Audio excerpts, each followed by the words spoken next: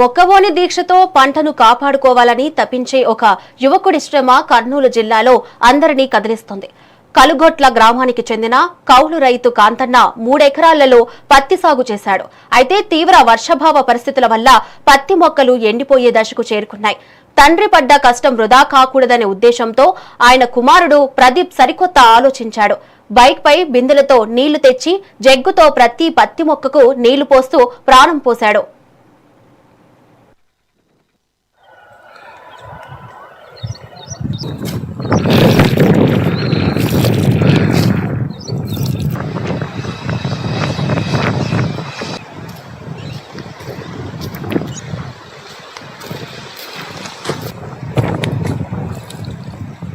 నా పేరు ప్రదీప్.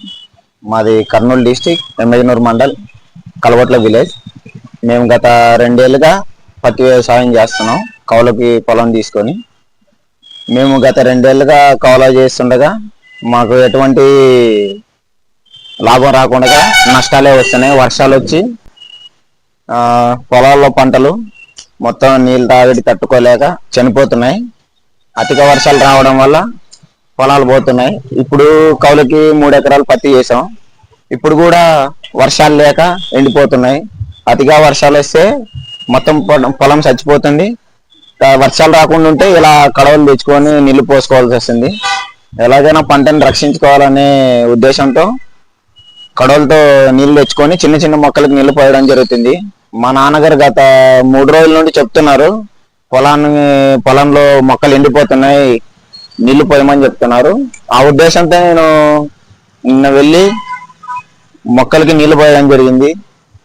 మాలాంటి కౌలు రైతుల్ని ప్రభుత్వం ఎలాగైనా చూసి మాకు ఎలాంటి నష్టపరిహారం చెల్లించాలని గవర్నమెంట్ తెలియజేసుకుంటున్నాం. మాలాంటి కౌలు రైతులకి ఏదైనా కూడా మీలాంటి గవర్నమెంట్ మమ్మల్ని పట్టించుకొని మమ్మల్ని ముందుకు తీసుకెళ్తే మాలాంటి రైతులు ముందుకి ఎటువంటి పంటలైనా వేయడానికి ముందుకు రావడం జరుగుతుంది. మాకు అసలు ఎలాంటి చేలు లేక మేము ఇక్కడ కౌలుకి తీసుకొని చేస్తున్నాం. మాకు అసలు కౌలు చేసినా కూడా ఏం మిగలట్లేదు. పోయినసారి మేము వేసినా కూడా మా నాన్న ఇంత దగ్గరికి నిలబడి మోకాల వైపు నీళ్ళు రావడం జరుగుతుంది. పొలం కూడా ఏం పండట్లేదు. గత 2 ఏళ్ళు అయింది. మాకు నష్టపరిహారాలు అలాంటివి ఏమి రాలేదు.